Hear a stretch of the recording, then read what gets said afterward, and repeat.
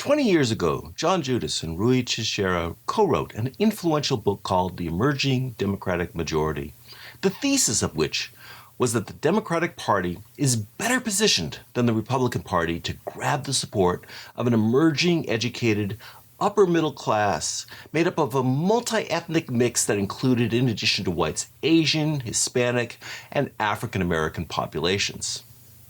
Judas and Teixeira imagined an almost idealistic post-industrial economy, a meritocracy, if you will, of a growing, educated, increasingly urbanized population living in what they coined to be an ideopolis, a word they created to describe their utopia. Now Judas and Teixeira aren't so sure.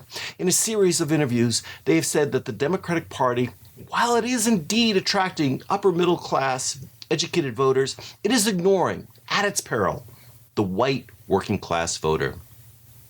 When NPR's Scott Simon asked about the recent recall of school board members and the district attorney in San Francisco, Teixeira replied, quote, "I think it helped underscore for us the ultra-progressive wing of the Democratic Party privileging criminal justice reform over public safety. People want to be safe from crime, and that includes a lot of non-white voters. It is not a matter for them of choosing between the two, but rather, above all, you've got to keep our community safe." We saw that in San Francisco, where the Asian population in particular was hugely important in these events. To be clear, their book did say that the Democratic Party needed a core level of white working class voters, but many analysts agree with Judas and Teixeira's assessment that Democrats have ignored the core concerns of working class voters at their peril. In that vein, Tim Alberta at The Atlantic penned an article, "Why Democrats Are Losing Hispanic Voters." Alberta, coincidentally enough, touched on Judas and Teixeira's book. He recounts how Carlos Adillo, a former Obama aide, says that, quote, "The real problem is a class disconnect in which Democrats are catering to the cultural concerns of economically secure whites at the expense of the pocketbook priorities of working class Hispanics."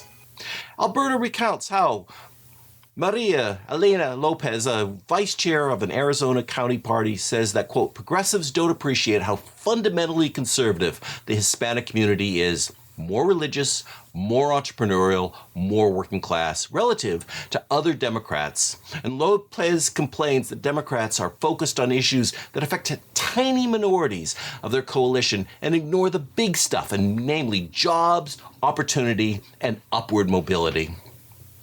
The struggles of the Democratic Party with working class voters, paired with the rise of populist, anti-elitist conservatism, might be best summed up with yet another brilliant book from 20 years ago, Thomas Frank's What's the Matter with Kansas? Franks writes that, quote, "When business screwed the farmers and the workers, and when it implemented monopoly strategies invasive beyond the populists' furthest imaginings, when it ripped off shareholders and casually tossed thousands out of work, you could be sure about what would follow.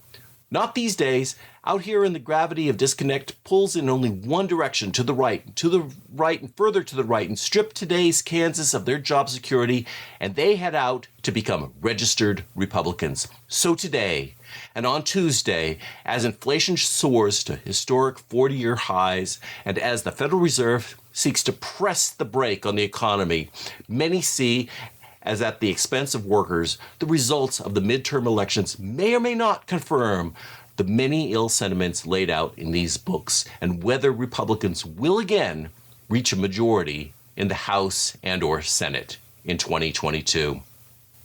This is Douglas Christian.